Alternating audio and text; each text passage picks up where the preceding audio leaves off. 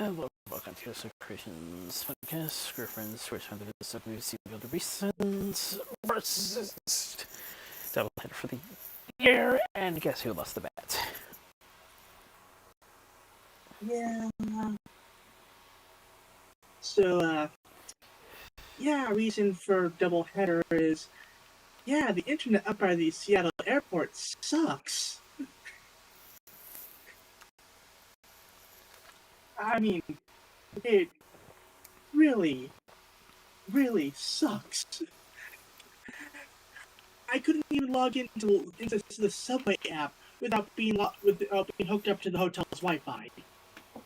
And mind you, this is the La Quinta Wi-Fi, not Hilton, because that's where we were staying. Yeah, I couldn't even record an anime stream that week. Like, either by connecting to my home network via from a remote desktop, or by even just trying to record it on my Steam Deck. I mean, okay, so it didn't lose connection so much as the video kept freezing. So yeah, basically, anime stream for that week was a total wash.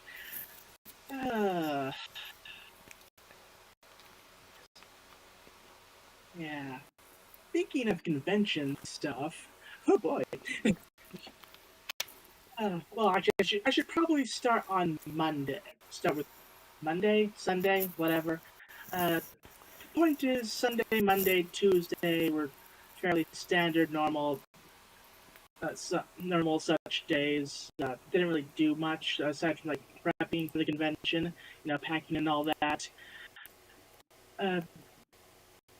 Now, if I wasn't doing the whole convention thing, Tuesday night was actually the employee party, which I guess they decided to do it early this year as opposed to later in the year. Which I learned this like the other day. It's like, usually after like the big annual tea, we have like a party for the employees, and it used to be like a middle of the year thing, but I guess it was the bowling thing this year last week. So, oh well, I missed out on that. But so Wednesday morning, I wake up early, make myself a couple of bam, egg and cheese bagel sandwiches, and I get picked up and we head out on our way to Seattle. It's like me, my dad, and a family friend. The one who actually drives me to, who I pay to drive, the one that I pay to drive me to and from work each day. But I was exhausted, and it's like I ended up basically napping most of the way. So yeah. But yeah, it's like so. Wednesday, day before the convention, they don't have like day before or day zero pre-reg or anything, so I basically have the day off. So I'm just chilling, playing on my Steam Deck. Had to set up a new save file of Rogue Genesia because I don't know, maybe a recent update basically made it so like the old save files don't work or anything. I don't know, but I got started on that, and then ended up ordering dinner at Denny's. Then they had a coupon on the app like spend $3, save $8. So like, okay, sure. So tried the salted caramel banana French toast and got myself a shake, and that French toast was really good.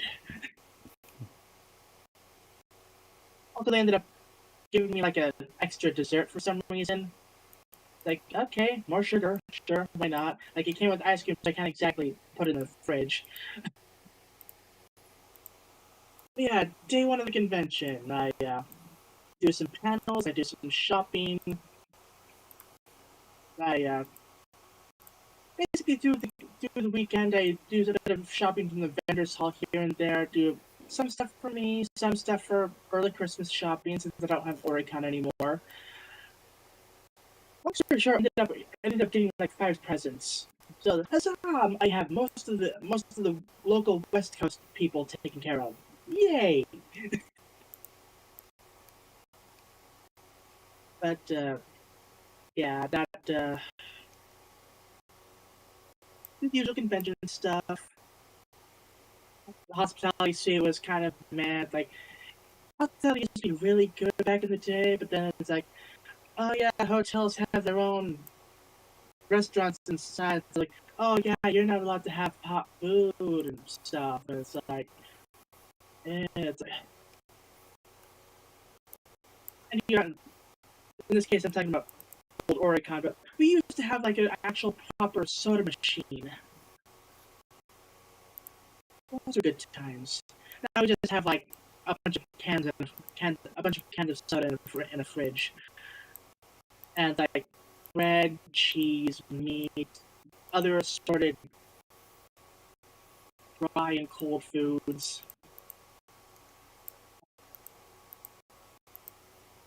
Anyway, through that day, I forget. I know. I went to Taco Bell for breakfast. Let's say I had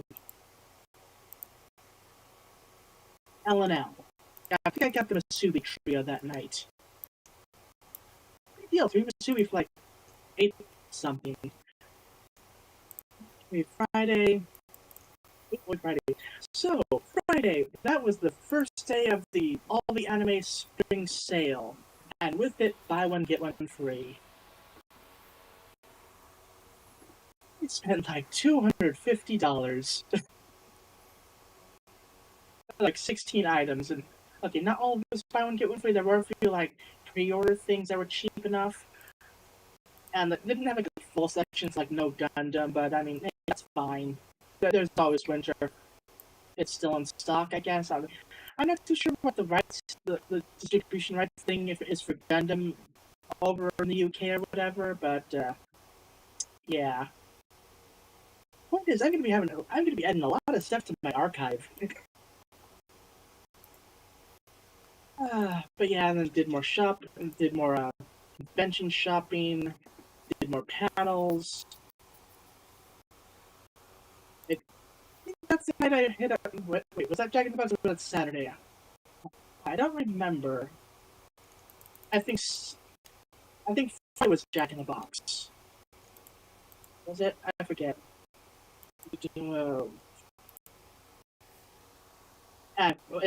doesn't matter.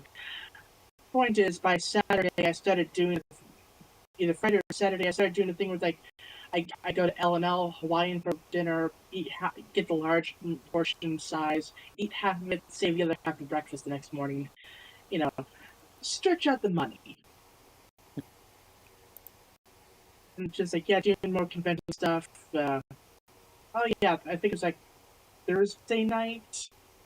We find out that like, so my dad actually did this thing for hospitality in the mornings for like it's cereal and tune, get a whole bunch a selection of different cereals and milk, and just like put on a selection of cartoons for the kids. They apparently a last minute Thursday night legal got a hold of him and said like, oh yeah, we can't do that anymore,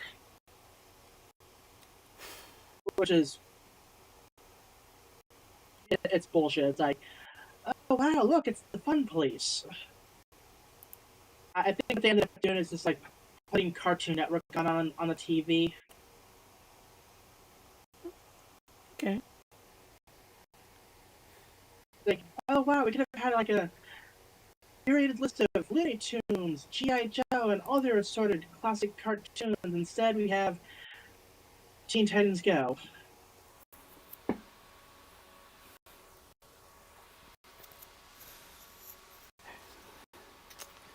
I still think there's been worse since.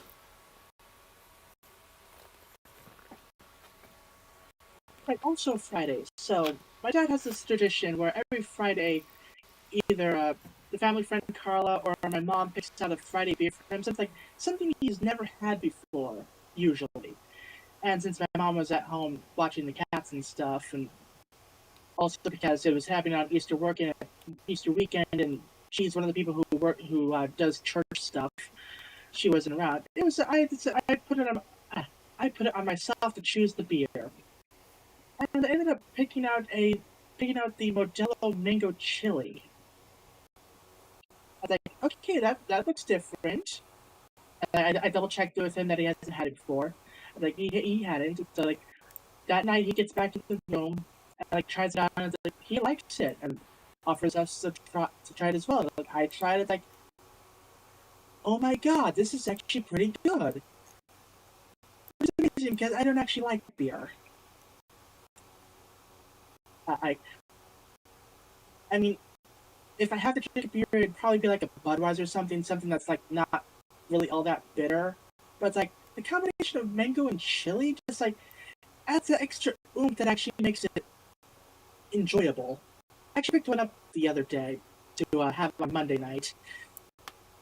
But yeah, that went well. Right, so oh yeah, Thursday was the anime stream experiment thing, and that really didn't go at all. Uh, Saturday.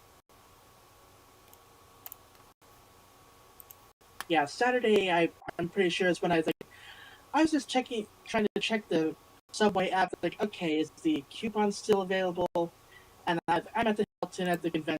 It's like mobile data and everything. Like, why can I not log in? It's like, okay, log in. White screen. Reloads page. Do you want to log in?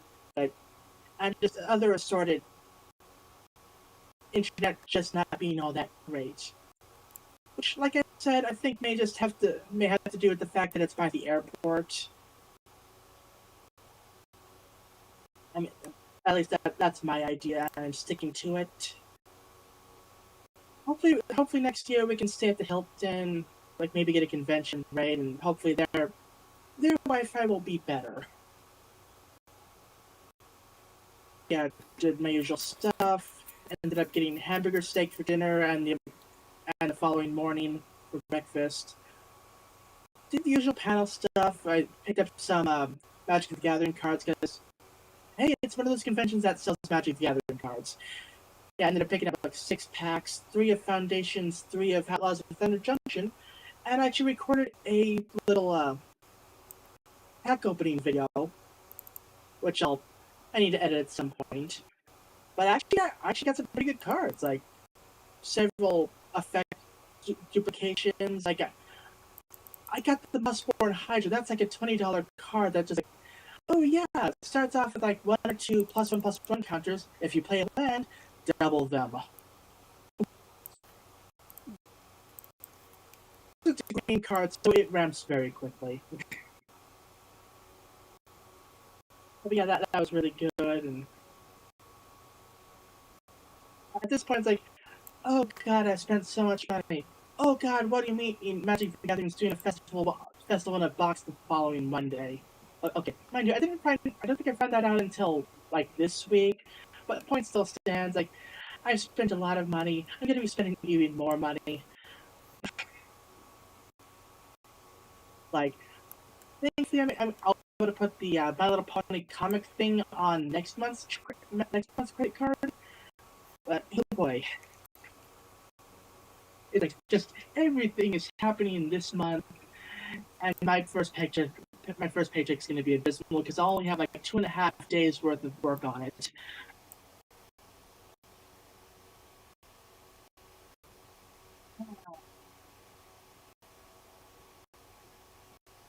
Yeah, I think normally I'd be like, oh yes, stop the recap on Sunday, continue on the next time. But I figured like, since it's a convention, I'll just wrap up the convention saga this week and continue on from Monday afternoon tomorrow.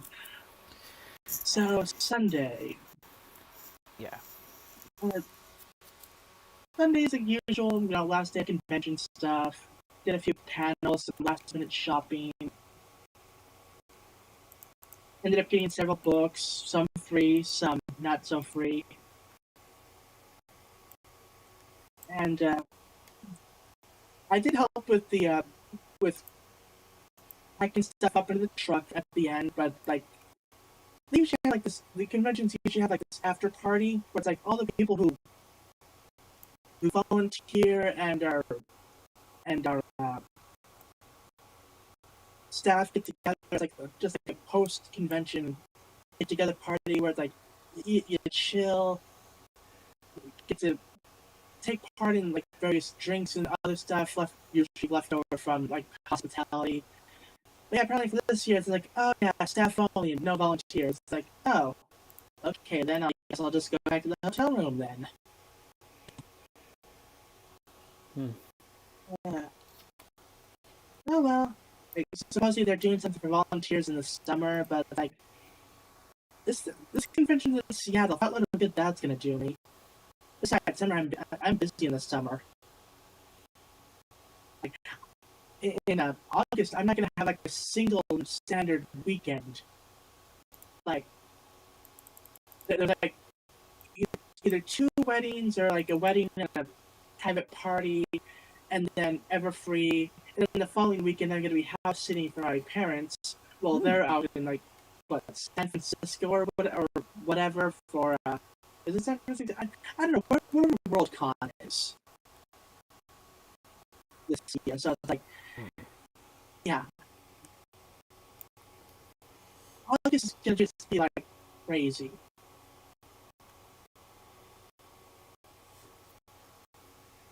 And then Monday morning, we wake up early.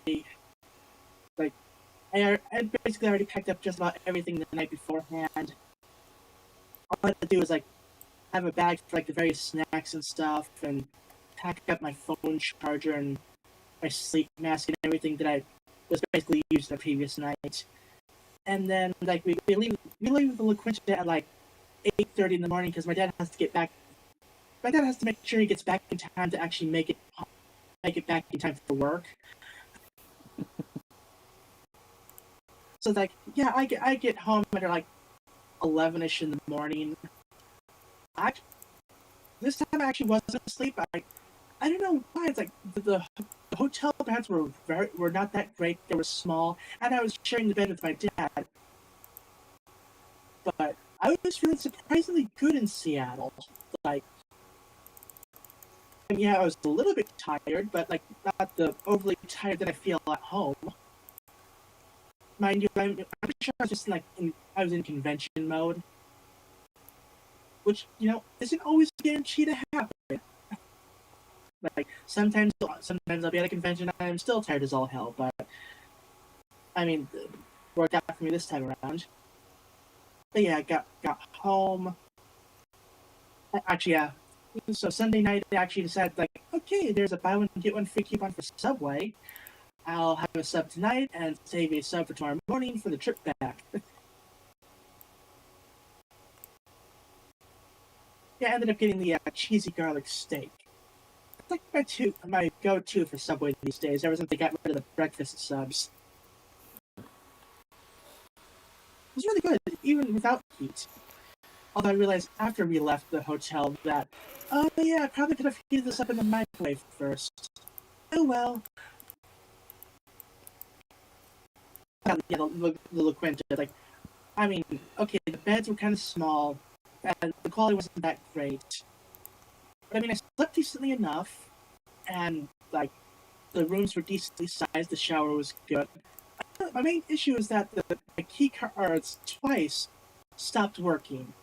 And unlike the Hilton, if you need to replace your key card, you have to replace all of the key cards.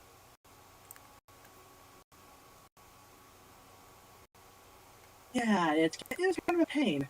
Oh, and don't even get me started on a breakfast. It's like, oh yeah, like those prepackaged cereal bowls or some plain bagels.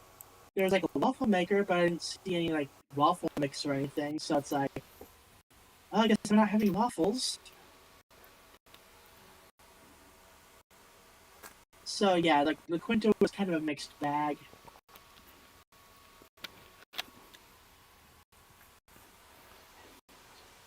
But yeah, and I will leave the story off there on Monday, close enough to afternoon. And we'll pick that up tomorrow, during tomorrow's show. And yeah, convention was good. Got a lot of shopping done. I've already pre-registered for next year. which again, I guess Norwest Con is just like a Easter weekend kind of convention. Okay, I say weekend, but it says like Thursday, but you get the idea. But yeah, that was that. It's your last week.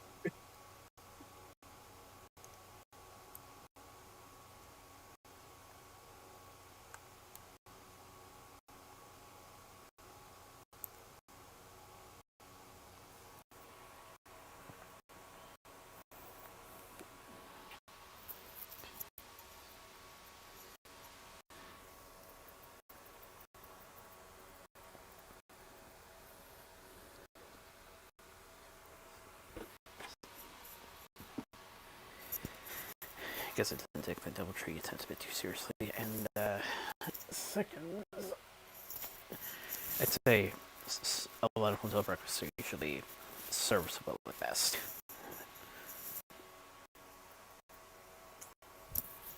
Anyways,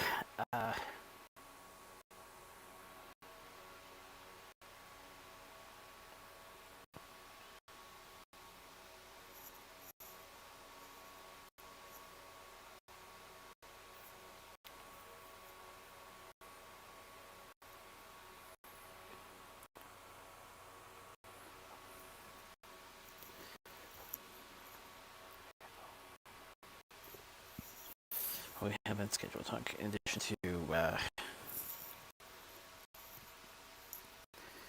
me bringing up the setback news.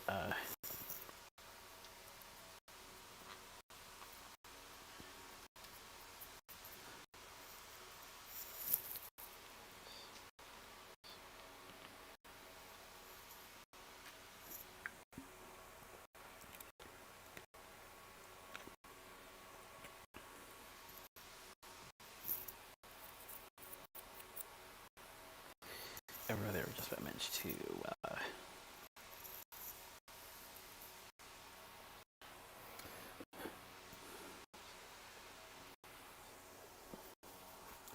set the previous 7 days at the time of this recording.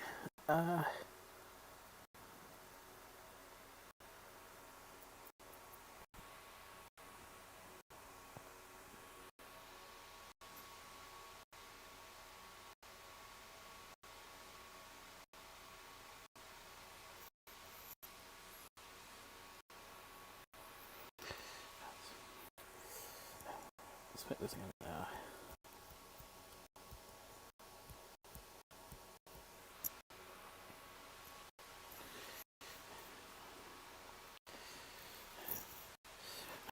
Looking during the day out a couple days ago, I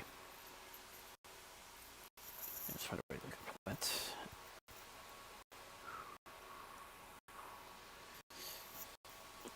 And in addition, I'm slowly but surely keeping these other things that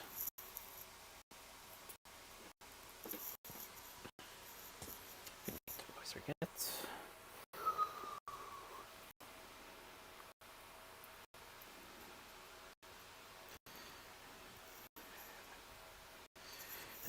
Finish up my news resolution.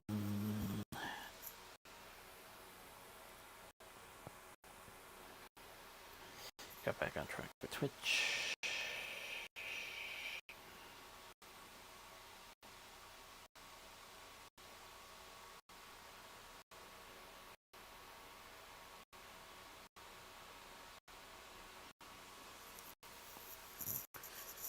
So, never got to talk about some backlinks in that print at least. Then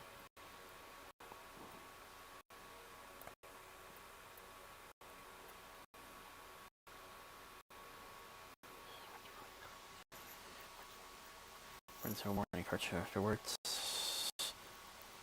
with decent success and findings. Hope we will see some others as time goes by.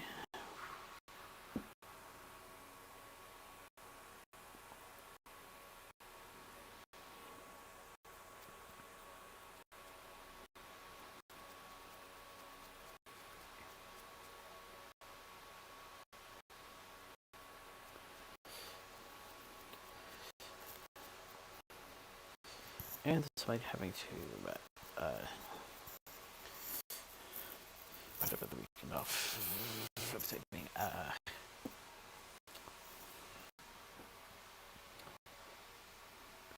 the bunch of that week's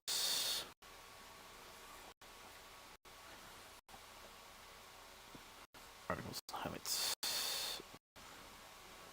on the sheet.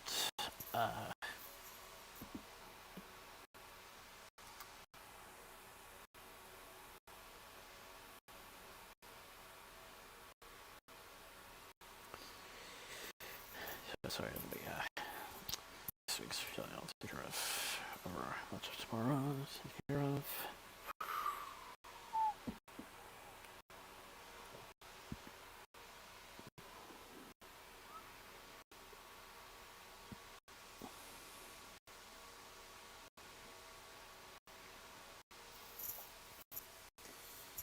I think I've got a few things as well.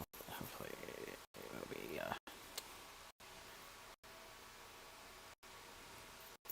also take care of.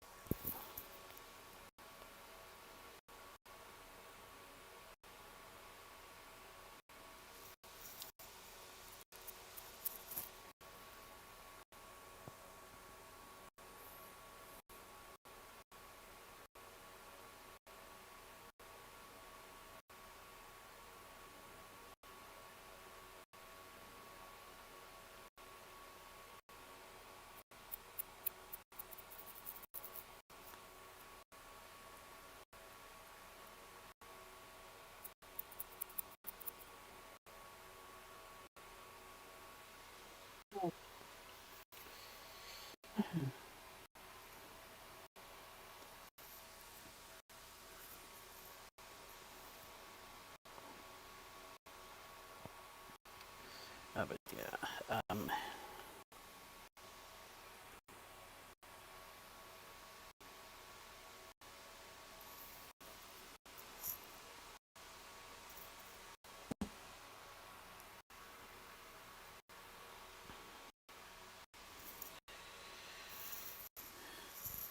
so I just have another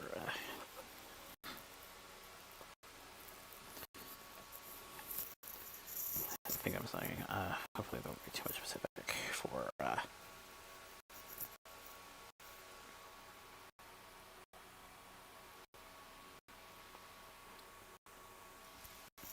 when they attend.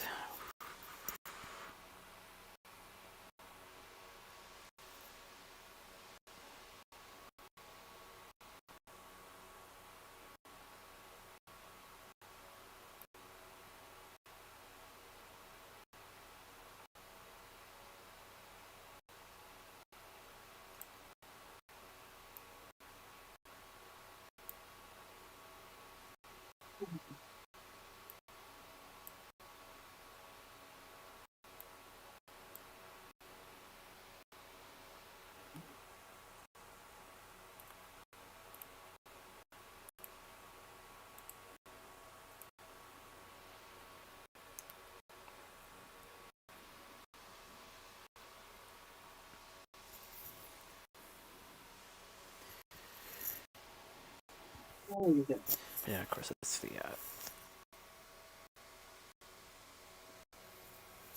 week recap tomorrow. That's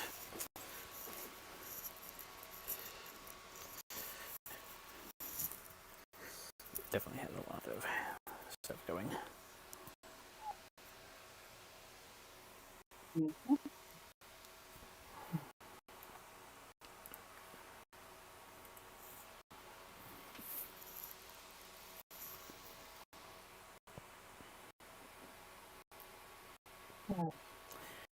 And with that, month of shadow kicks off again. But once again, third time this third time in a row we have a central third time in a row we have a central theme, and as I said before, it's a year full of no sense. Yeah. Kicking off Walton Grumman with a grand day out.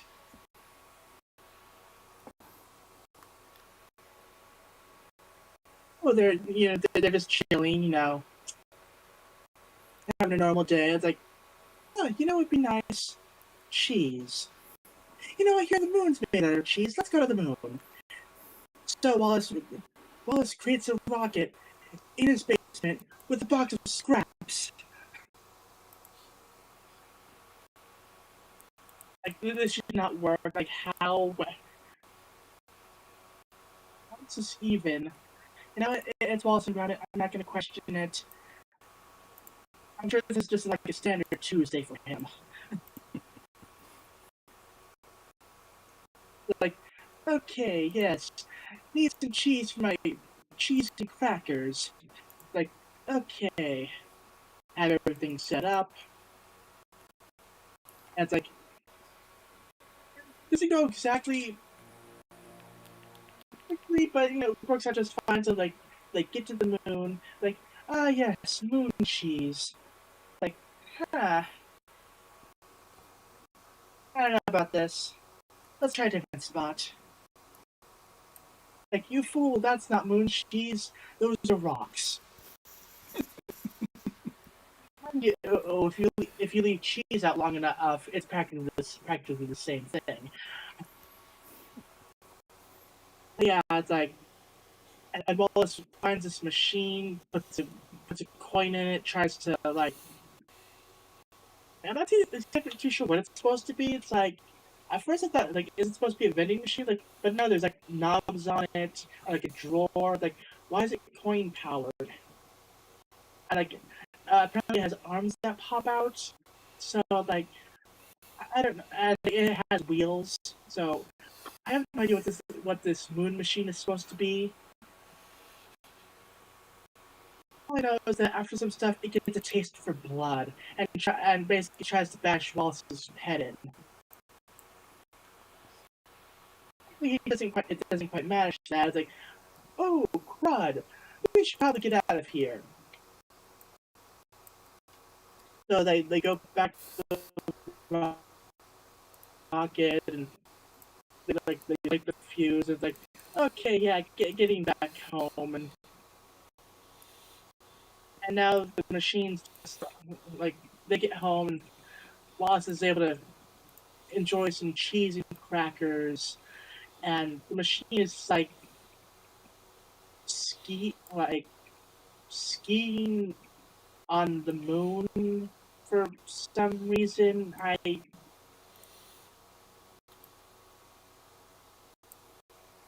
It's like one of those weird British humor things that doesn't always like really connect.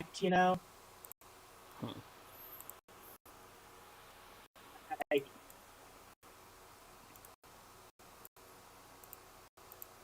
yeah, like the machine finds I guess like some scrap and like just makes some skis out of it. It's like, I'm here alone on the moon. I'm gonna go up to a hill and ski down. And I mean, okay, sure. Like,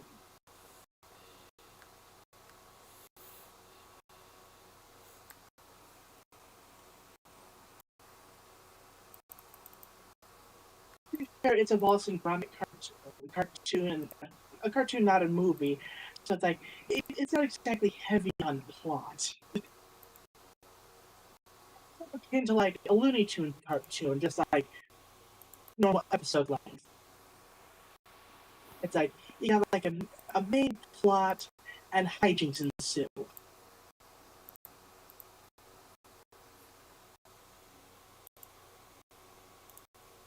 In this case, they go to the moon to get cheese, and they're attacked by a machine. Hijinks ensue. They get away, and the machine is left on its own to do whatever on the moon.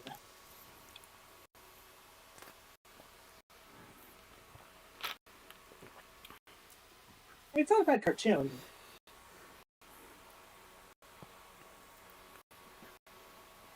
Like it, of course, yeah, you have your standard Wallace and Gromit claymation, classic.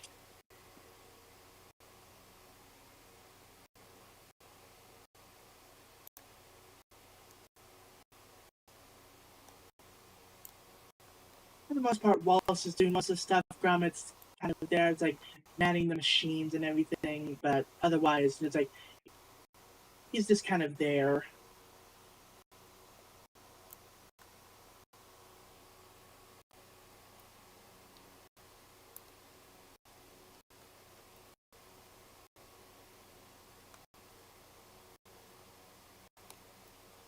And I'm just wondering, like, okay, so when they get back home, let's say I wouldn't. Yeah,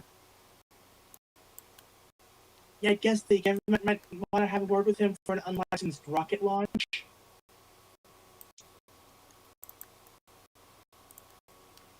Maybe we'll see. Probably not. This is Wallace and Gromit we're talking about.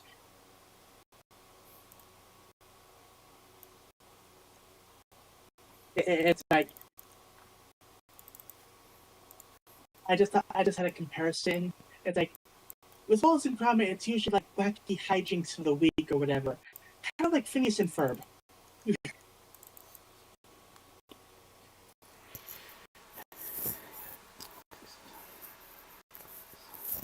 So in this case, for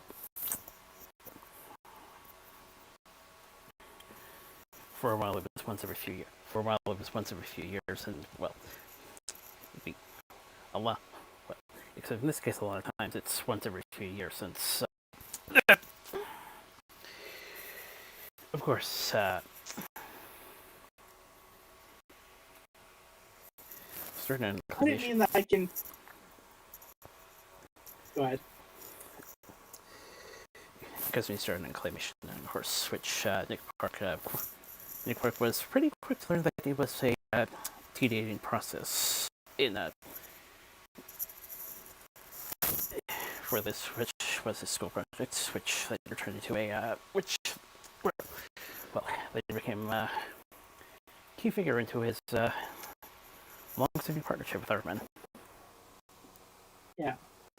Although for hijinks of the week, I meant more in terms of like episode structure, not so much release schedule. Like each one being like their own standalone thing, where it's like no connection to any other story. It's like, oh, what wacky hijinks are they going to get up to this time?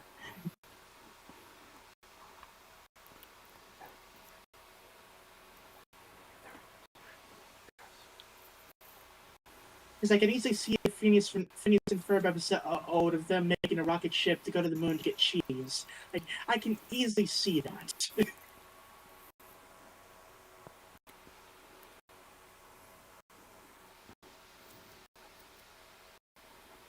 Okay, maybe not, because like they're smart enough to know that there isn't actually they're smart enough to know that the moon isn't actually made of cheese. Then again, it is a cartoon, so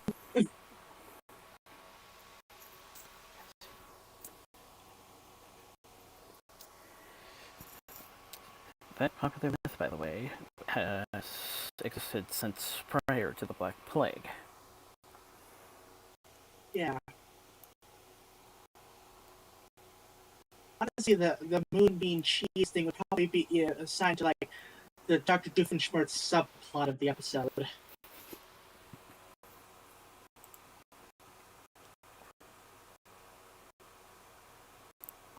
But like, getting away from the actual episode, it was good. Like,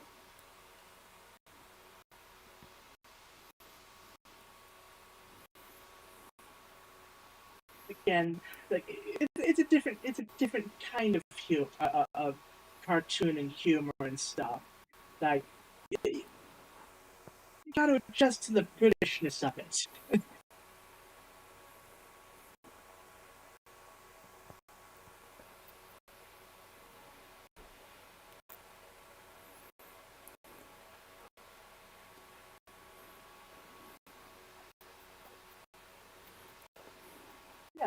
pretty decent.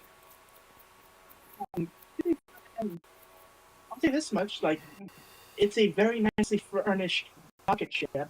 Got the couch, wallpaper, portraits, and everything. It's like it's very homey.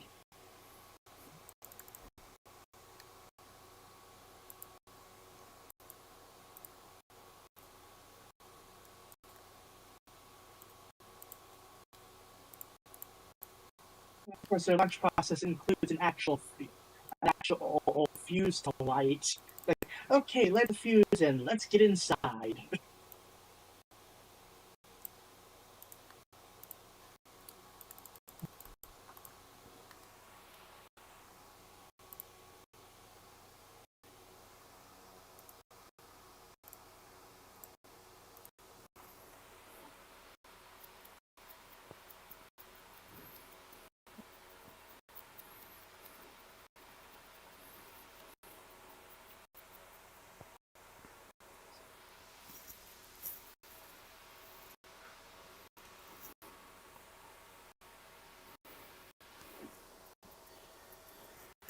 Safe to say it's a control scheme that differs from most other interpretations.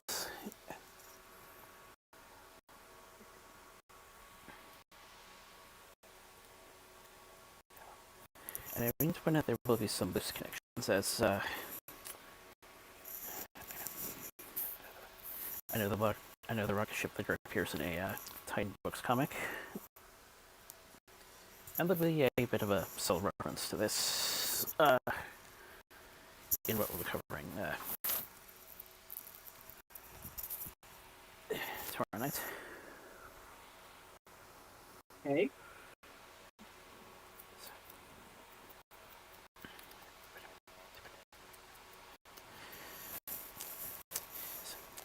And to put it in more context,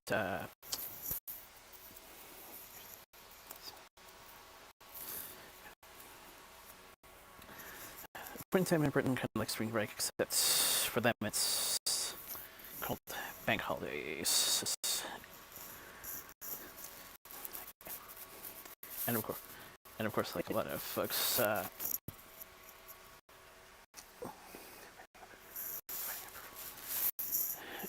finding a perfect outing is often a long thinking process. Yeah.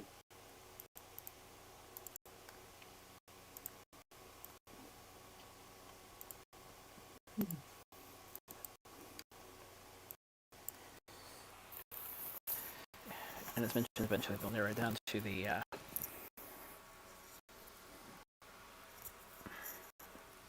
space engine concept.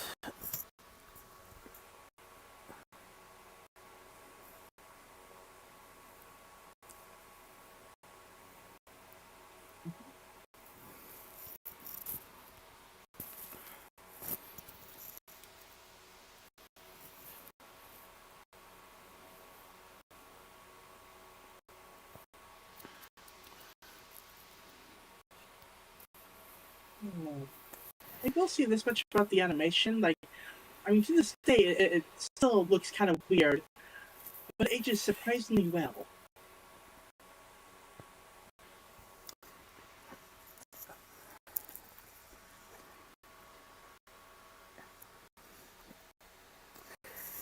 Kind of plays into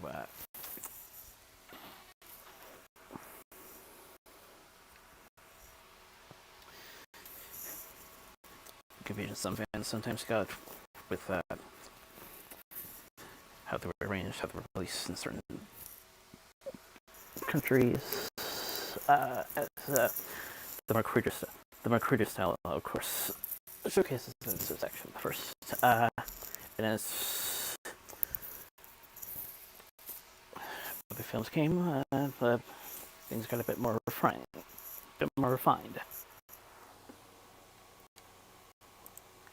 Yeah, I think because like it's actually made with the actual clay. Like, it has that like bit of realness injected into it that just like stands the test of time, as opposed to like some older animation or CG that's like it looks fine at theoretically looks fine at the time it's made, but like it doesn't age quite as well.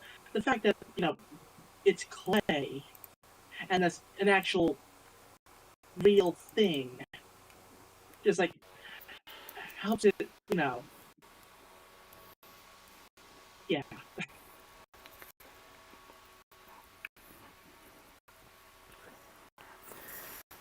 Kind of funny you just say that because I know some Pixar people that will testify that the computer animation is more often not the closest thing in modern terms that's can emulate the stop motion style. Which also kind of explains that one time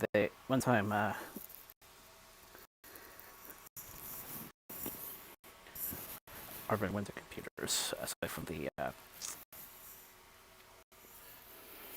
working with one other thing that I mentioned when we covered that film. Yeah.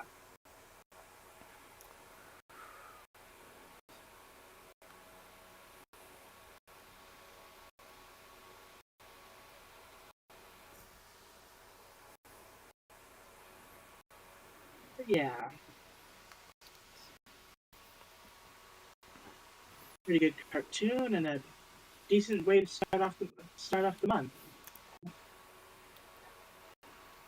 I say start of the month when it's already like the 11th, but you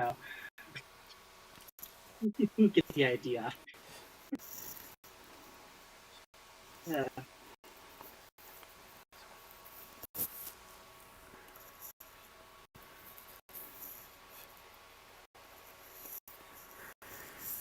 Somewhat similar to lightning tension as I surprisingly just realized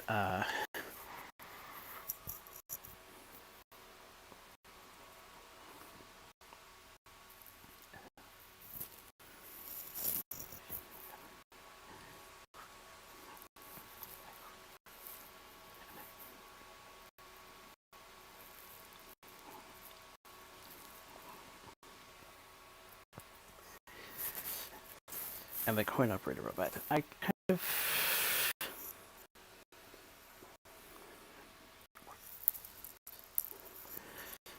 these days I kind of more associate him with Gollum from Minecraft with a bit more personality. It's only a certain moment where it's only certain actions that will trigger his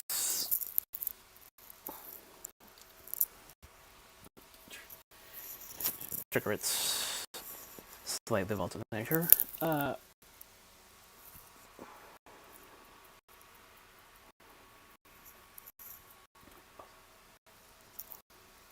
Also, that's key thing at the end actually has some bits to set up.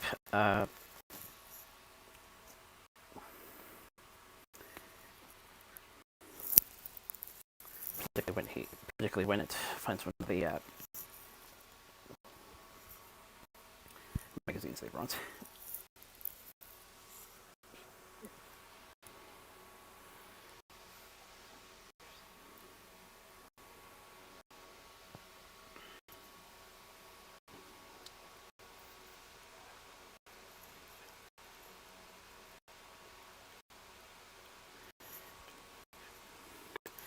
In the end, though, you kind of have the thing practically harmless.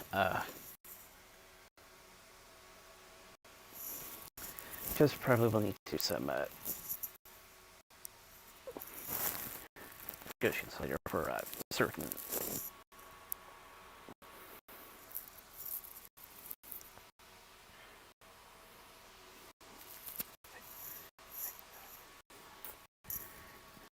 things might come into play behind the scenes as time goes by.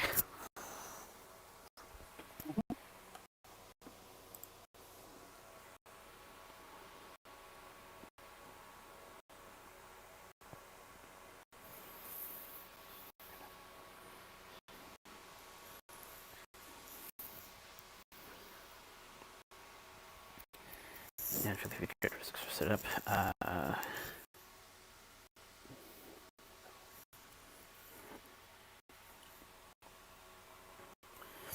butter cheese.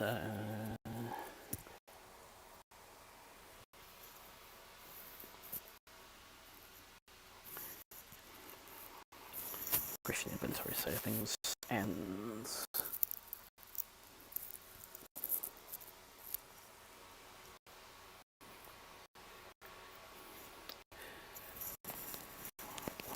the specifics of the location, which used to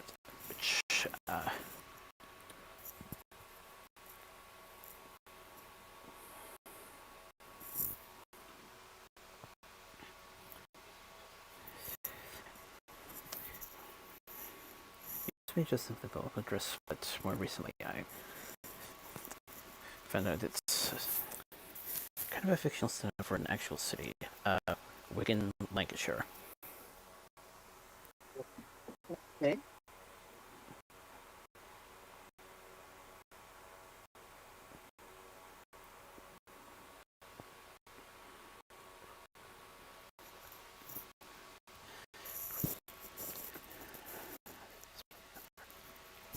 Surprised that the first time the public would hear the flaky repeater song says, Nick first encountered him via Last of the Summer Wine.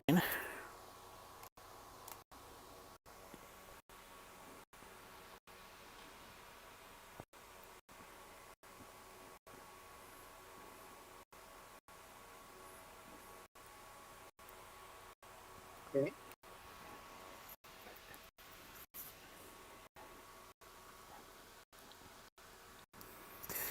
And it was during production, just happened to sprung onto argument that he further refined his style in the stop motion process through the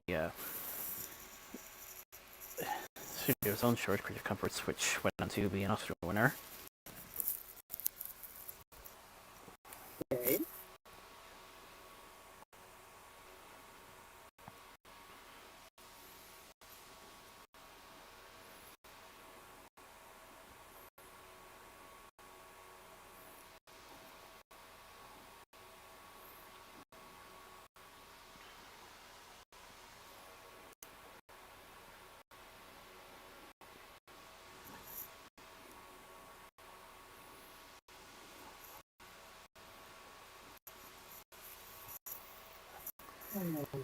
But yeah, even if the style has to be refined as time goes by,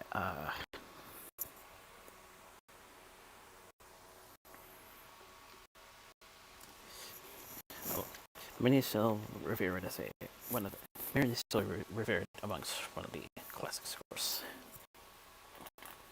Yeah.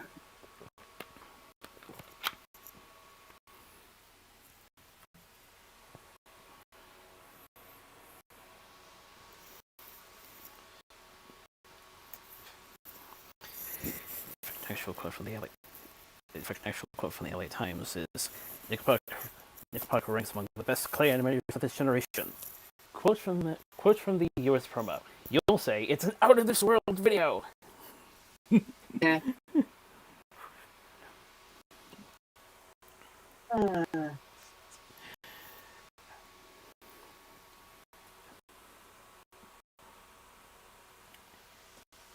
Yeah.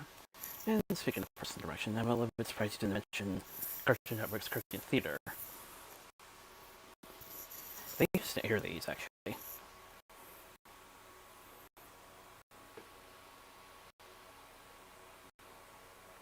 I don't really remember that. Maybe it was at a point where I wasn't watching. I looked that up.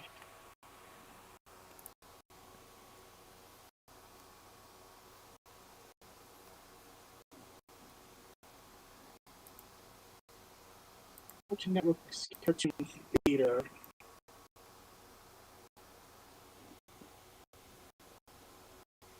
Saturday Night Movie Block. Okay.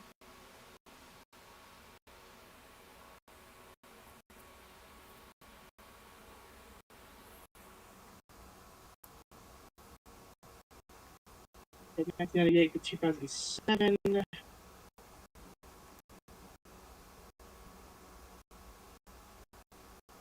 be it that I was just doing stuff on Saturday nights. I don't know. I probably tuned into some of these, but maybe like young me seeing Claymation was like, what's this? I don't know.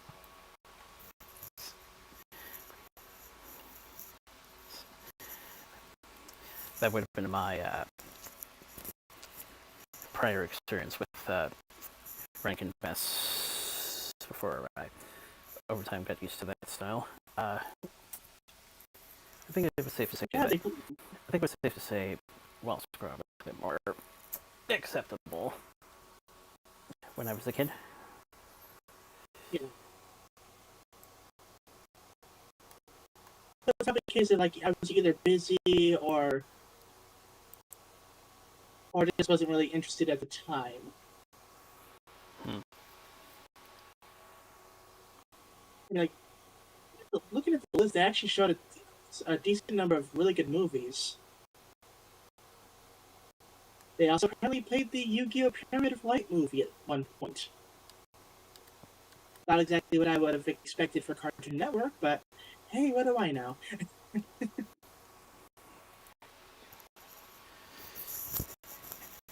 Do remember that there was Toonami, and that was the starting place for a lot of otaku.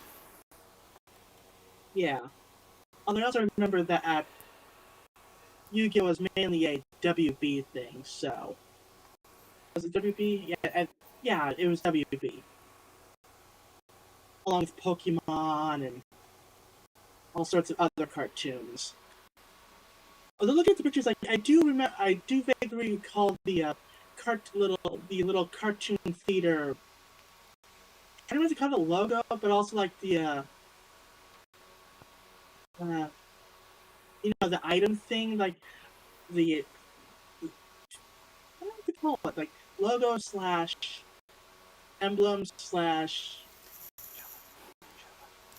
Channel bugs, I think, is what some people call them. maybe. But yeah, I vaguely recall that thing. Watermarks, that's the official term. Yeah.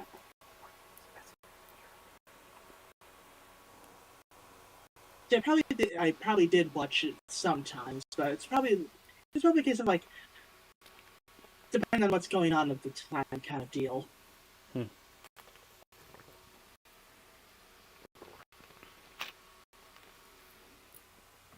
It premiered December 4th, 1999.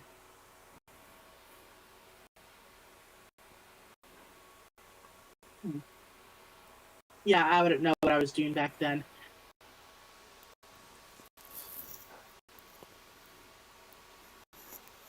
I mean, hey, good on Cartoon Network for showing Walls comic. I wouldn't have expected it.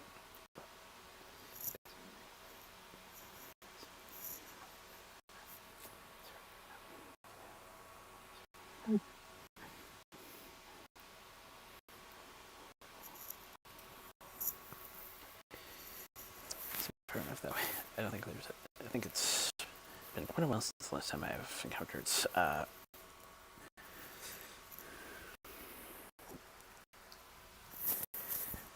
an actual stop motion TV series on television. Mm-hmm.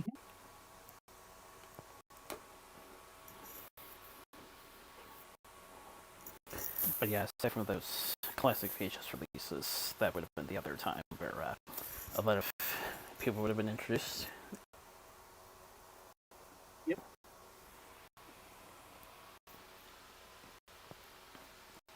Eventually leading up to Chicken Run. Yes.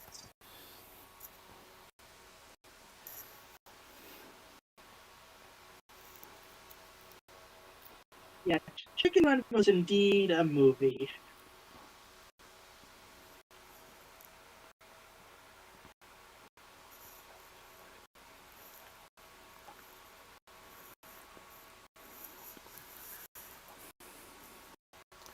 Well, deserving of the positive peak at the time, as well as, of course, being one of the major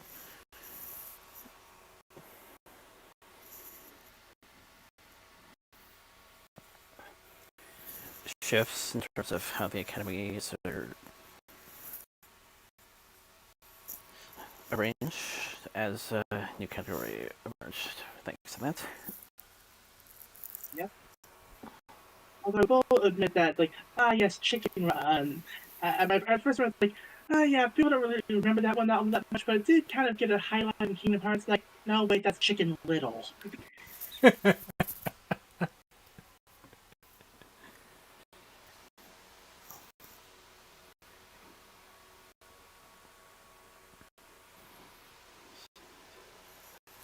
That's yeah, Chicken Run. Like,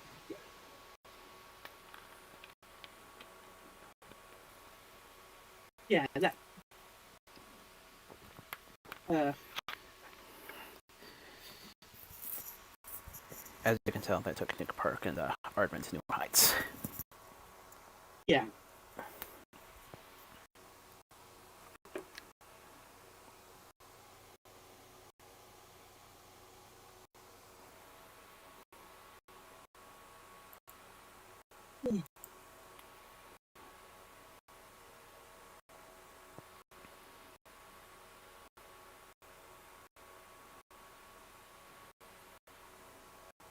Yeah.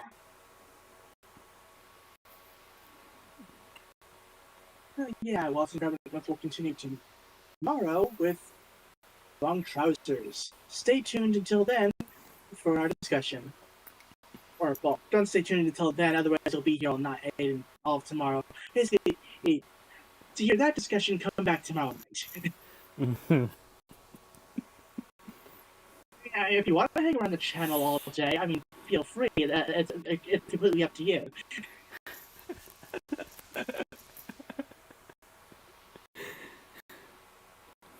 Sorry, I was asleep a good chunk of the day. I'm still not quite all here yet.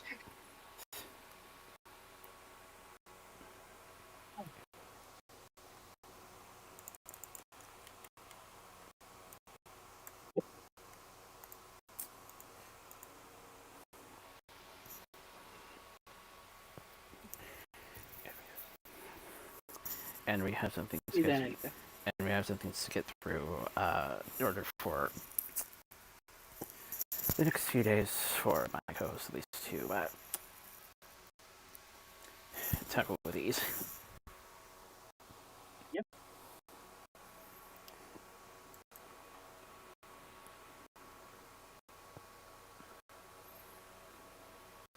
Alrighty then. Have the spreadsheet ready. Have last week's selection of Anime News Network's last week's selection of Anime News Network pages all open in tabs.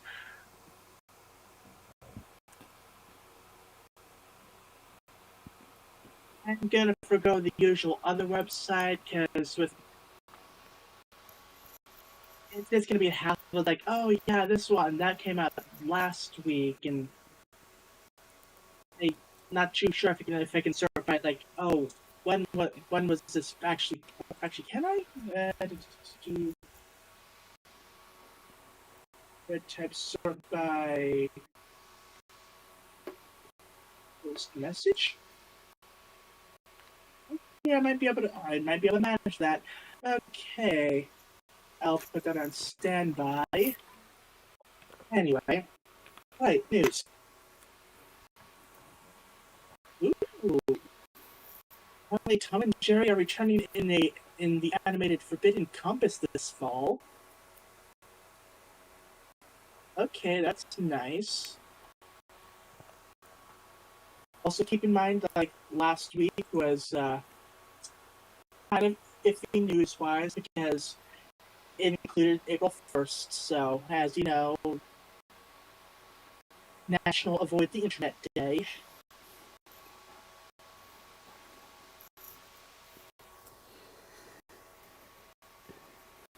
From what I can tell for the most part, I don't think they goofed around that much. Not so much. I mean, there was some April Fool stuff for anime stuff, but like I think they made it kind of obvious this year. Yeah, like I don't really remember there being like that many like April Fool's things of note. mind you, that was on the day I was on the way to Seattle, so I wasn't exactly browsing internet all that much. Ooh. Italy has declared that Netflix's recent price hikes from 2017 to 2024 were illegal and enacted without proper warning to customers. Netflix will be ordered to lower its prices in the country, and many Italian users will be entitled to compensation from the streamer.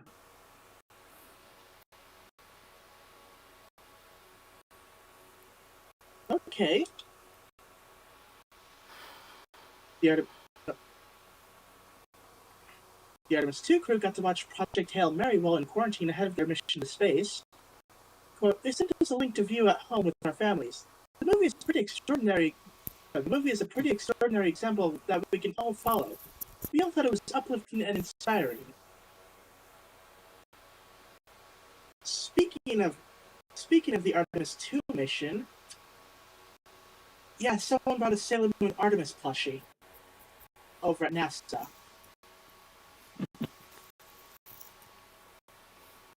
Yeah.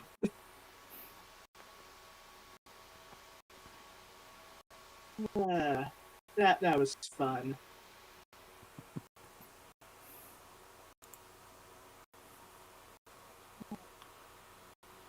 Lucasfilm has come to a new 4-year tentative deal with movie studios. New provisions include healthcare plan increases, streaming revenue increases, as well as further protections on AI training on screen or under scripts.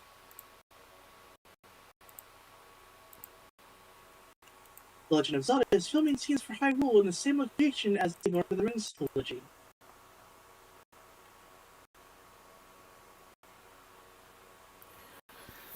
So New Zealand's gonna get another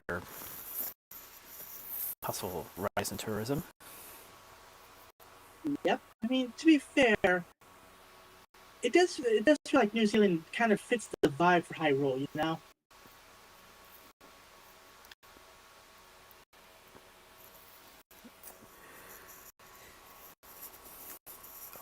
A lot of foreign countries have that fantasy vibe. Yeah. Robert Pattinson says the Batman Part 2 is a really different type of Batman movie. But the script is so good. Hopefully people will be...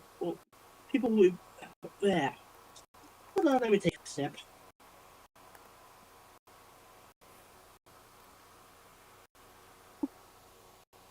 The caffeine from earlier is running out. Oh no.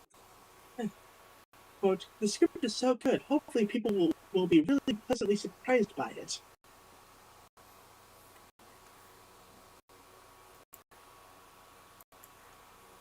Amazon's new head of TV has requested that the Mass Effect series should be rewritten to appeal to non-gamers.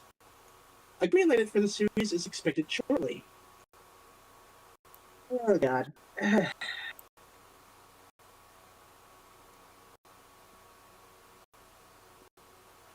Just know, by appealing to non-gamers, they will appeal to no one.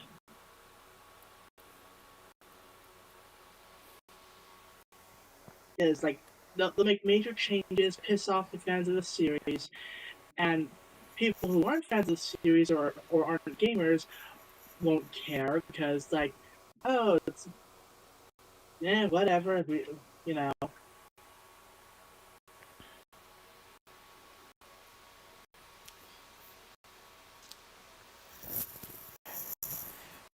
Should study the likes of Mario and Sonic a bit more carefully. Yep. From what I hear, at least fans were not quite as. I mean, from what I hear, fans were satisfied, and the newcomer would be.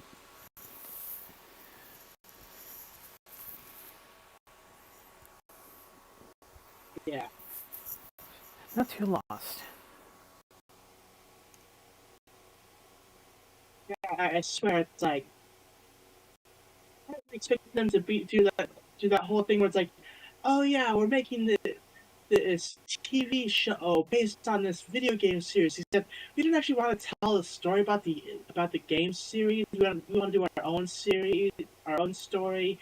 but it kind of had to have this game series' title attached to it, and like we don't actually want to follow the source material. Sure. Excuse me.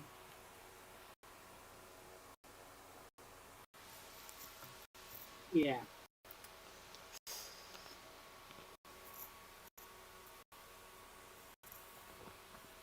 Anyway, the live-action Elden Ring movie has begun pre-production with sets starting to be built. Directed by Alex Garland and produced by A24. So, I mean, hopefully that goes well. Although then again, this is a movie based off of FromSoft property, so who knows how they're. Okay, to be fair, from what I can tell, the actual story for Elden Ring is a lot more straightforward than it is for like the Souls games. Just used FromSoft games being like, oh yeah, there's a story there, but you really have to dig deep into the lore and item descriptions and everything in order to actually figure out what the hell's going on.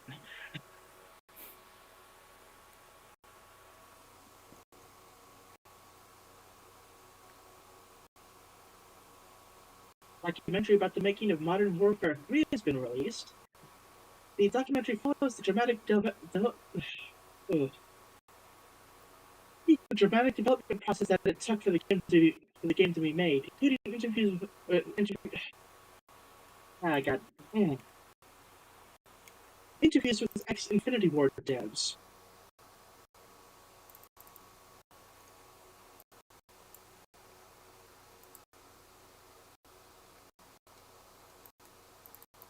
Jonathan Major Jonathan Majors falls out of a window on set of his new Daily Wire action film.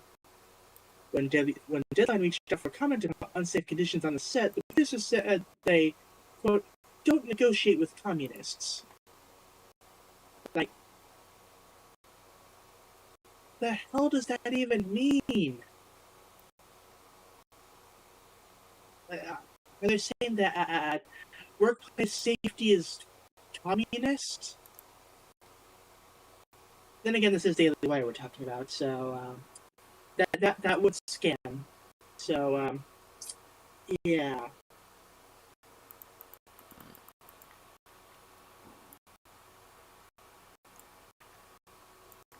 And keep in mind, Jonathan Majors fell out of a window. He was not defenestrated. And if you don't know what defenestrate means, it means to be thrown out of a window. Defenestrate is such a fun word.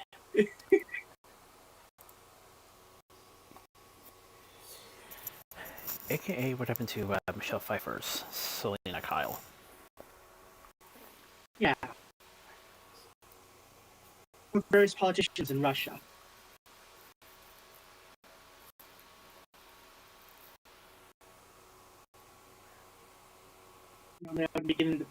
Okay, I know we try to avoid politics, but stuff like that happens so often over there, it's practically a meme.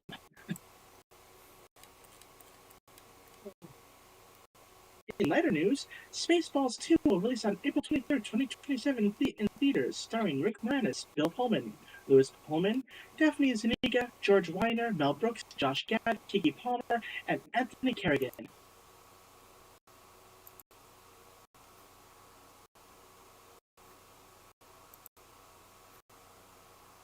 James Marsden says Ian McKellen did his own stunts for Avengers Doomsday. Well, he was pushing his stunt double aside for going, let me try. Yeah, it's like, yeah, I know, I still got this. Like,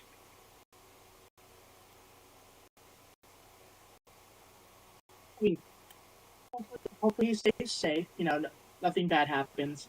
But like, I mean, if it feels like he can still do some stuff, then go right ahead.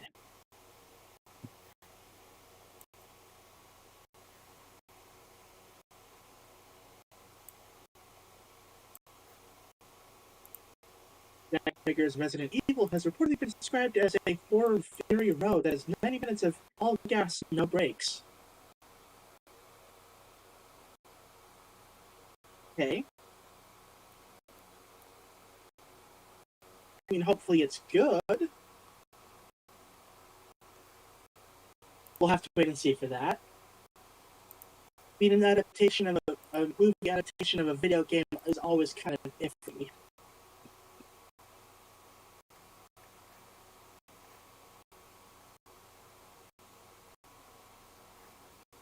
Got a new teaser for Mole Shadow Lord, releasing this past Monday on Disney Plus.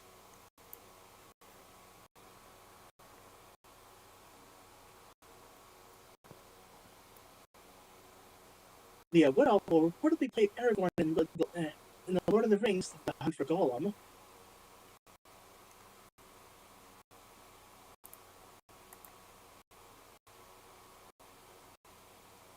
No, I don't know what the picture they're giving me. Like, I don't know, that feels more like a Sam vibe to me. But I mean, with the right makeup and haircut, and that could make it work.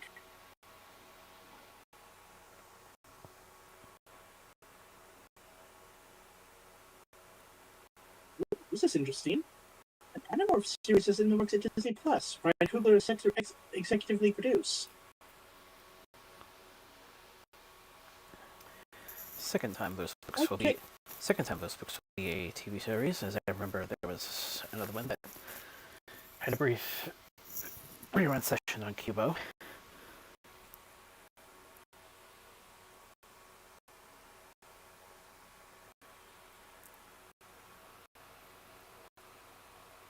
Charlie Day says that Danny DeVito would be a brilliant choice to play Wario in an upcoming Mario movie.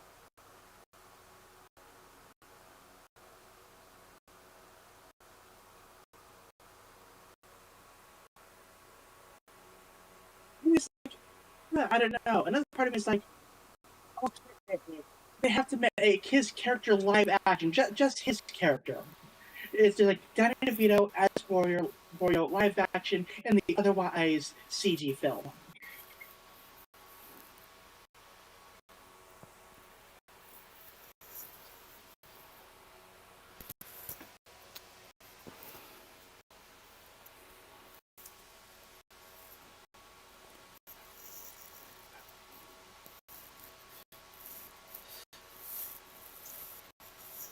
I'm going between green screen and motion capture as to how they will pull that off. Yeah, I don't know. I don't know how they would do it, but you have to admit that would be hilarious to see.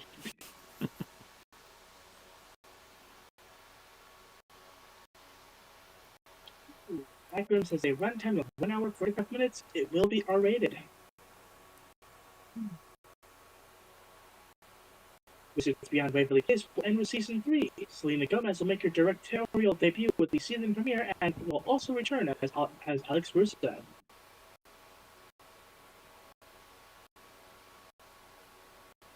The first look at the new Looney Tunes short film, Daffy Season. The short follows Daffy, whose world turns into a zombie-esque nightmare after Elmer gets too immersed in playing football instead of hunting.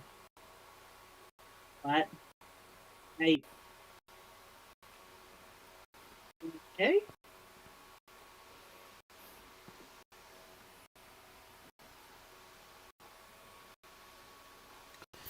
Luigi is coming to Fortnite.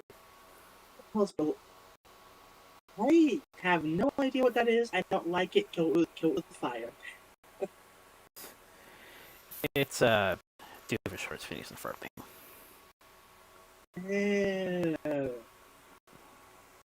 Oh yeah, I did hear. I did hear the Doof is coming to Fortnite. So okay. So apparently, Mall Shadow Lord has already been renewed for Season 2. Okay.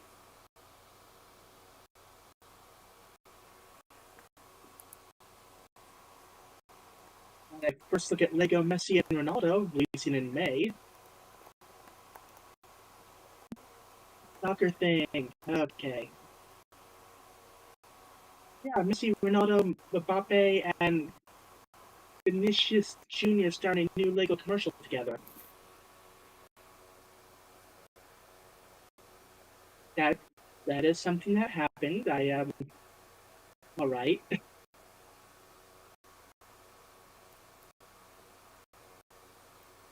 I got a first look at Perry and Doofenshmirtz in Fortnite.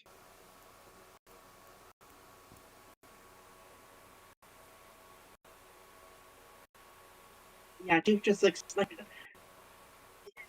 almost, but it just has that slight bit of like it just seems just kind of off. That just like makes it slightly unsettling. You could possibly see the same thing with the Perry the Platypus with the muscly arms and the abs, but I mean, yeah, something about Doof's face is just like not quite clicking right.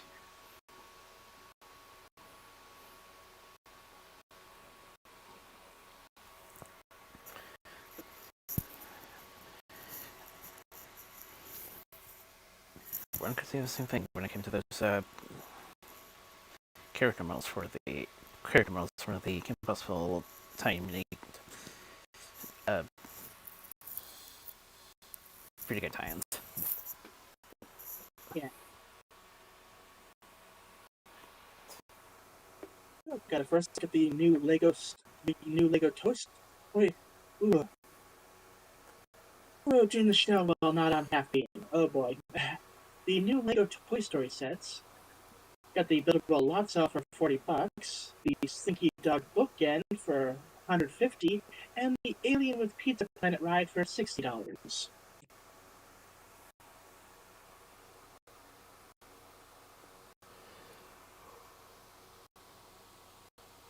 Remade is in the works.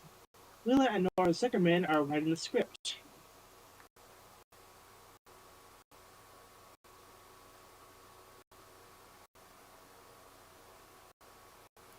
Donald Glover says he'll be surprised if he isn't nominated for an Oscar for voicing Yoshi. Well, I don't want to say it's Daniel Day-Lewis-esque, but it's in that range.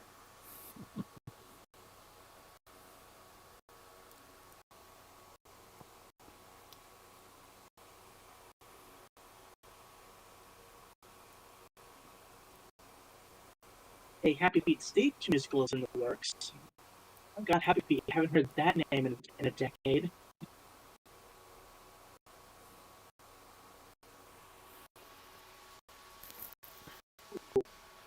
Got a new teaser for Avatar: The Last Airbender Season 2, and we get to see Toph. Looks good. We'll see how it goes, but I mean, they got the design down. Yeah, apparently Season 2 will release on Netflix on June 25th.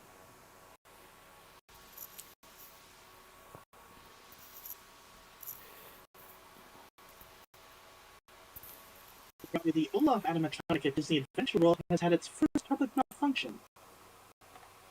What did it do?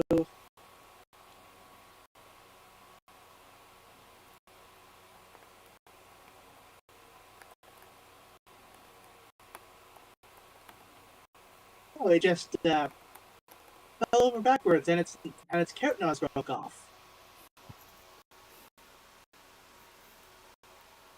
Okay, I mean that would be a malfunction. Yep.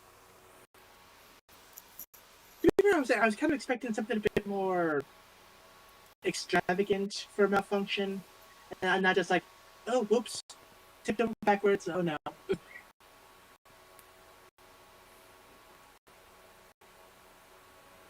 If I remember the clip correctly, it might have frozen in place at some point. Ah.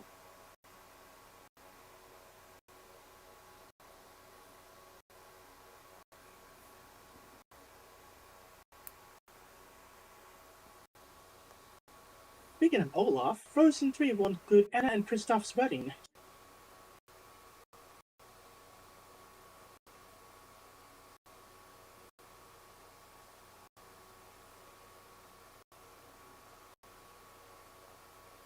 This is an interesting one. Jack Black says he wants to star in a live-action Yakuza movie. Quote, I'm going to throw my hat into that ring. I don't know if there are any parts for me like a portly American, but talk to me, Sega. Give me a jingle.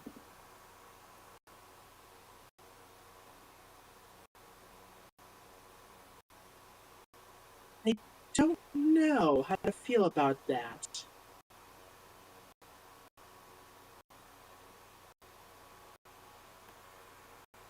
Like, I mean, if they could find a decent part for him, sure, but if there's going to be a Yakuza movie, I want the first thing I want is for it to be a good movie first, like good representation of the series. So far, there's been like 2 attempts at it. Like there was like the recent Amazon thing, which I forget how well that did, and there was an actual movie, which was actually made by a guy who's like he's the guy who did the Phoenix Wright movie. It's like his films are quirky, but kind of get the spirit of what the series is supposed to be about. It's very like very quirky.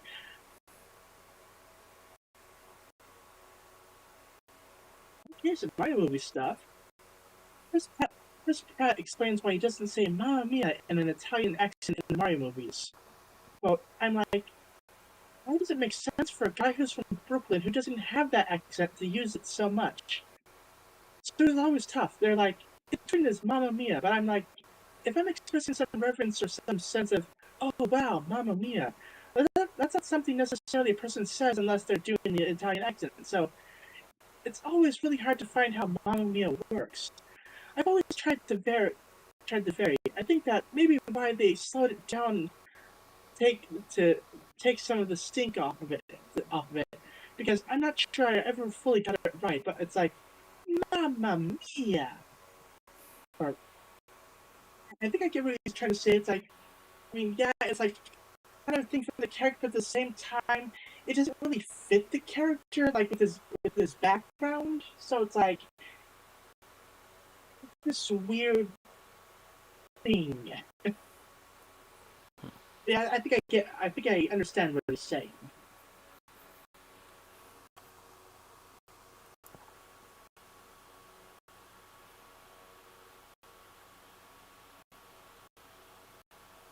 Speaking of Mario, Charlie Day says he'd love to make a Luigi's Mansion movie happen. Well, not that he would make it like a horror movie for kids, but it could have some sort of jump scares in there.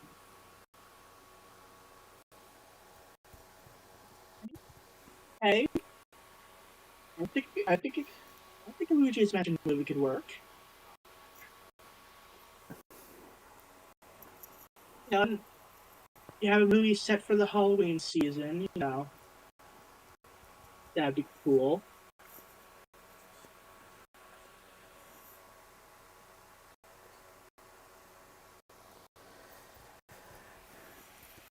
Well, I remember able to prove that with their Curse of the Rare Rabbit. More so, of course, than the 2 attempts at Haunted Mansion.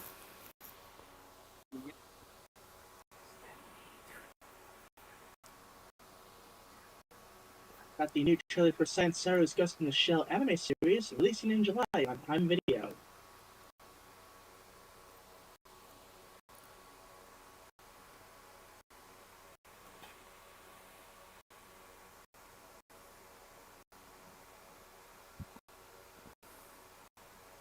Creator Thomas Ostruck says he will investigate if the artists used AI for puzzle in the newest episode. Quote, if that's the case, there's going to be a lot of trouble.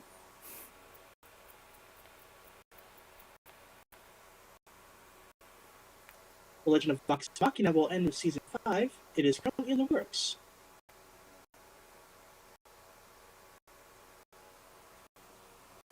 The first trailer for Hello Boss Season 3 will release at the Level Up Expo later this month. The season will be split up into 2 parts.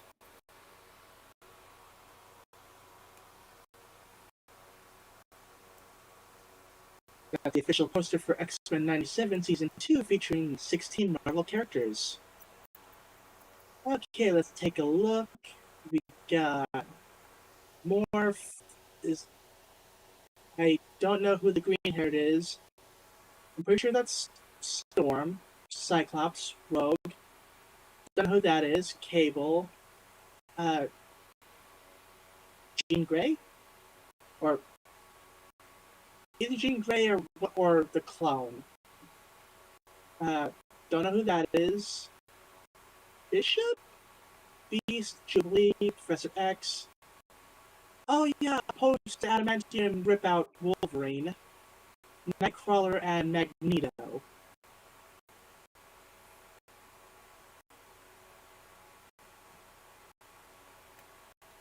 Okay. Got the official trailer for the Smiling Friends last 2 episodes. The series ends on April 12th on 11 p.m. Eastern Standard Time on Adult Swim. So, in about... it's 12 o'clock now. Okay, Eastern Standard Time, so... I'm not going to do the math. Later tonight. And by tonight, I mean Sunday night. Which it is now Sunday, so...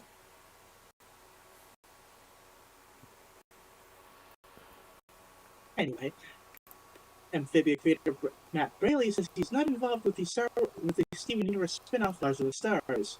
Quote, but maybe I will help in the future.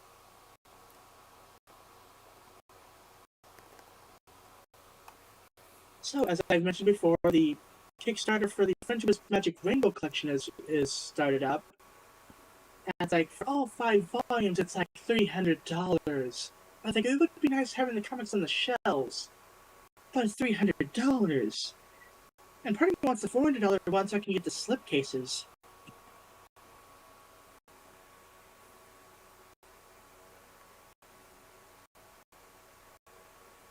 Oh god, why does it have to be so expensive? I mean, I get it, it's a premium edition, so, yeah. Also, there's another official remix album, this time with Twilight Sparkle songs.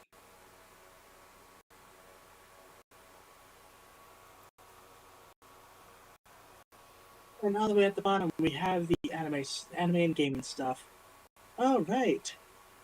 Demons of the Shadow Realm anime gets same-day English dub. Snowball Earth anime gets same-day English dub.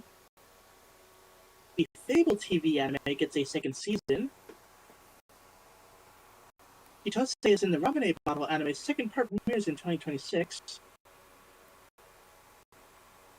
Love Live Hasu Sora Jogakuin School Idol Club project gets TV anime in 2027. Yet another Love Live sub-series. Huzzah! I still need to get, I think it's Love Live Sunshine Season 3 from all the anime. I almost picked that up, but it's like, okay, it's still a pre-order, I don't need it just yet. I can order it a different month. Because that would add another $40 or so to my order amount. Go for it, Nakamura. TV anime gets the same day English dub. Liar Game anime to air 6 months without breaks. Dandelion anime reveals April 16th worldwide Netflix debut and more cast. The Detective is Already Dead anime unveils Season 2's first video and Switch game. The Promised Neverland manga is getting a stage musical this winter. Star Detective Precure anime gets film opening on September 18th.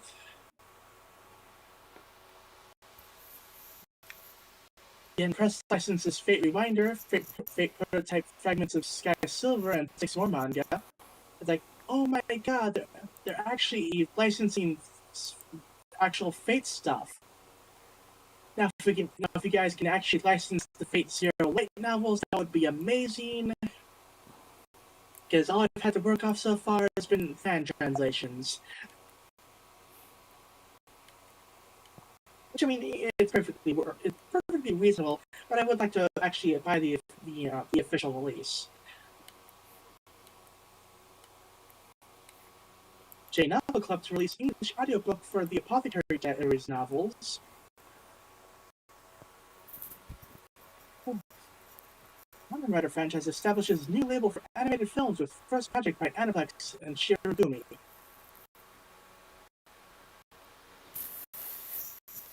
Speaking of anime that's overdue for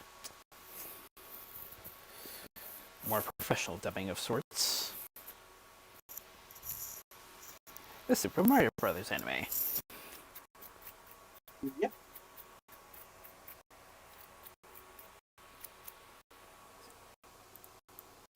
Oh yeah, it's like on one hand, like, okay, animated stuff for Kamen Rider, cool. On the other hand, it's Aniplex. So if it does ever get brought over here, it's going to be expensive as hell and probably only available in a special edition. Oh god, why Aniplex? They do good work, but they're so expensive. Anyway, Bandai announces a Macross Frontier and Top Gun Maverick crossover toy.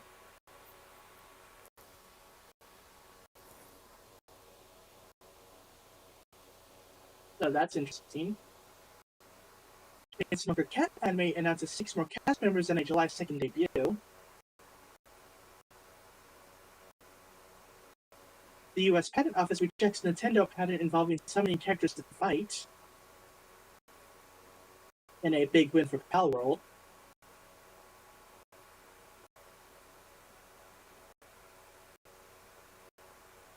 That one. Golden Kamui's anime's final arc continues in winter with Runaway Train climax. Haskell Does Not Dream of a Dear Friend film's teaser and reveals October 16th release date.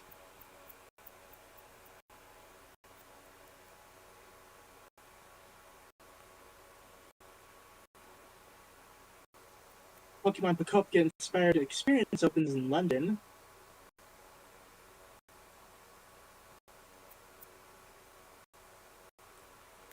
Mouse PI for Hire release date countdown and exact start times. Let me just go to there, and that release date and time is April 16th. Okay, not bad. It's been claimed that the Final Fantasy IX remake is on ice.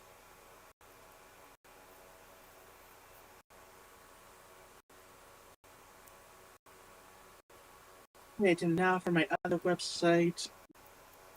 Let me just... Okay, so... Go back to where the post date is the 29th of March.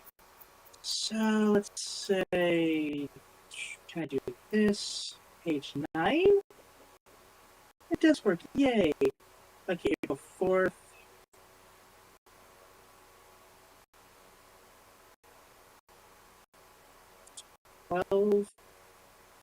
That does work. Still not quite there yet. 15.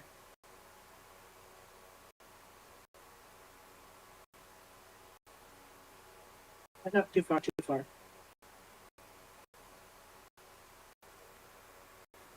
Oh, okay, that works. I have like, yeah, that's a good spot. Oh, apparently got a teaser trailer for Paw Patrol, the Dino movie.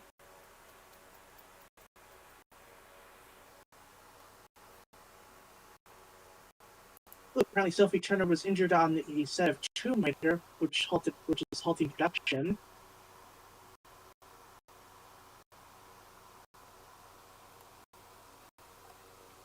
Well, really, it's only a minor injury, so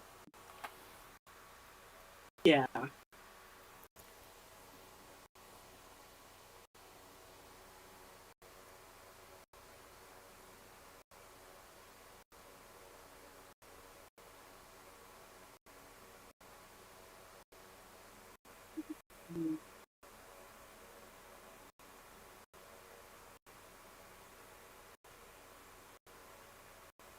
Got the official trailer for Masters of the Universe,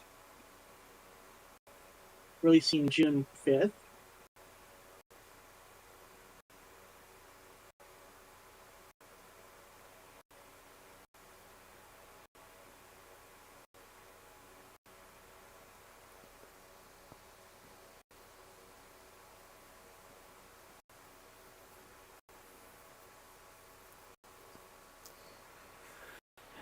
Supergirl teaser notes. Jason Boa as Lobo. Critters is going to be there.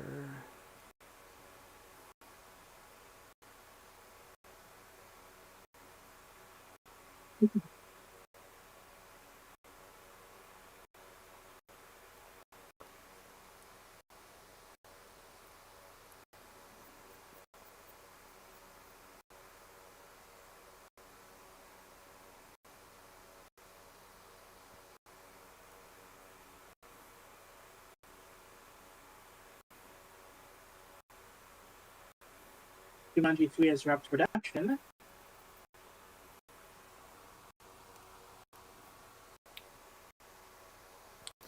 Happening in December, starting at Morcom 46 years. Following that crunch the person for set time, trying to break up with the ex-girlfriend who has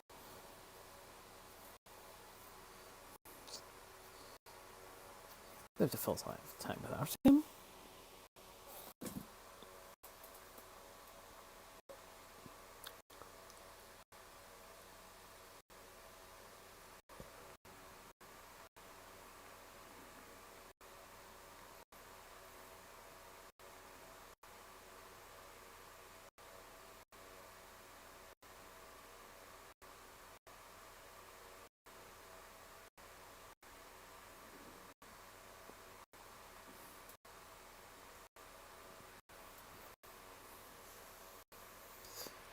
Good look at the production for the Pico TT BR 91.3.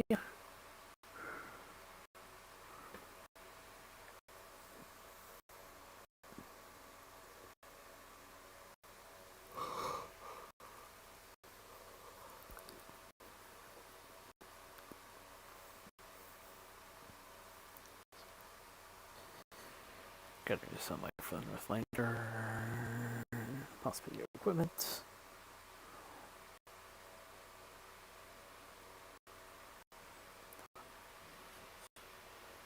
For loss in maintenance 3-1-2 Danbury Museum.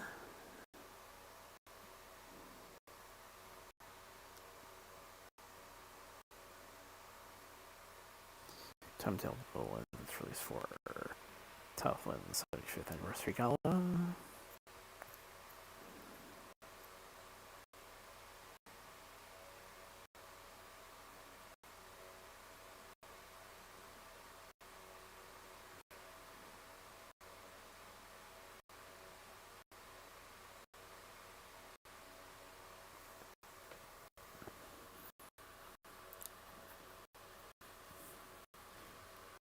Radio is just acquired new property, including a bigger shop.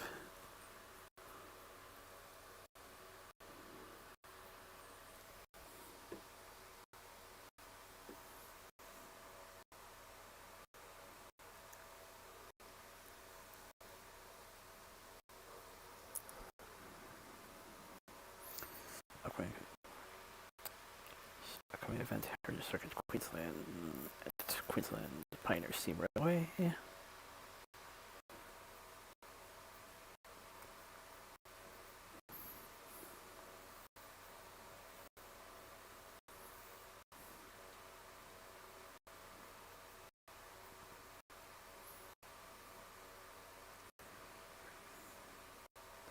We're going to talk about Pioneer Railway Heritage Trust.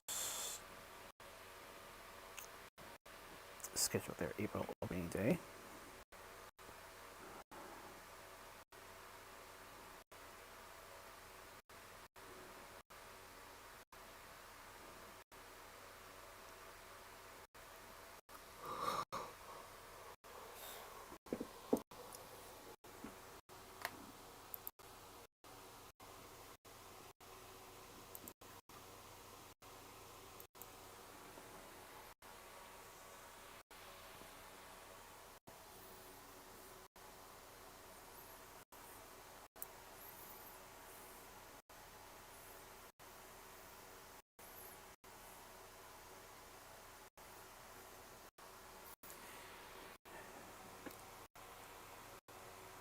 And our details for this week going to trust the friends and family of D. Freeman.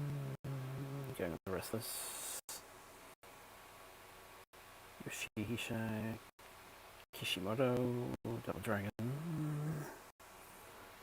Lord Web, Doctor Who, Mary Beth Hertz, Law and Order, Saturday Night Live, Alex Duong, Dexter, Abby. Now we're gonna took Roberts for the Chopcat, Turbo.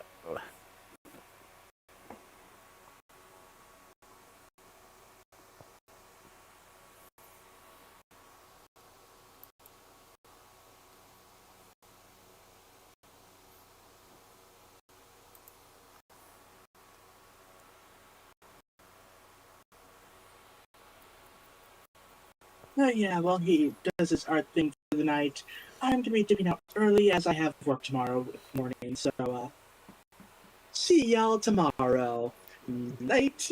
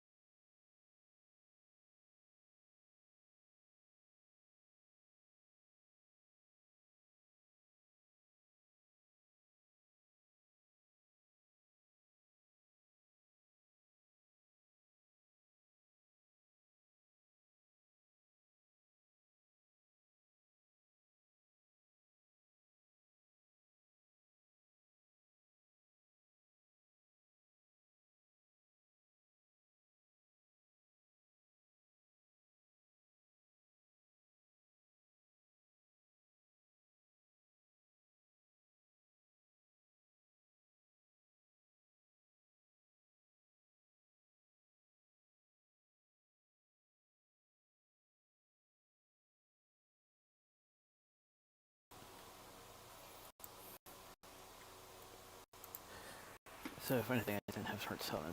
I surprisingly finished earlier than I expected, or than how it usually goes. So that was kind of a nice surprise. But yeah,